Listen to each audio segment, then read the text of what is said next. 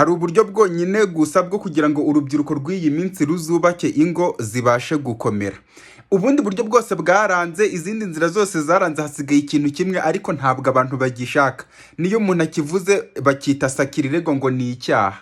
Ariko ubwo buryo ni ubw'uko niba ukundanye n'umukobwa agomba kujya gusura muri geto mukabana nk'umugore n'umugabo byibura amezi 2 cyangwa 3, nashake abe 6, mumenyerane, umenye imico ye, mbese musuzumane. Noneho nibwo uzahita ufata umwanzuro wo kuvuga ngo uyu nguyu twabana. Naho bino bintu mwigirishwa wakavuga ngo oya n'amasoni menshi tuzabikora twabanye uzambona twabanye cyane nibwo tuzamenyana neza.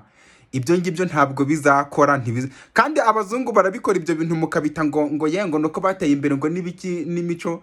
Uzarebe ko abazungu izo mpagarara zikunda kuba mu ngo zanyu zibamo. Wapi bo niba ari umusore n'umukobwa bakundana, ubu usanga umukobwa afite urufunguzo rwo kwa boyfriend we, no kugira ngo nyine boyfriend naba ari guca inyuma umukobwa azamugweho. Yego rero nawe niko bigomba kugenda. Niba uri umusore girlfriend wawe ukamuhereza urufunguzo rwa geto yawe, akajya aza kugusura, akahamara iminsi mikeya, ku buryo icyumweru by'umweru 2 bizashira uvuga ati sha uyu mukobwa iyi mico nayihanganira cyangwa se sinayihanganira.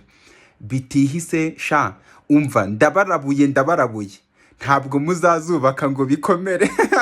Nibwo buryo bwonyine buhari, ni mubyemere nta bundi.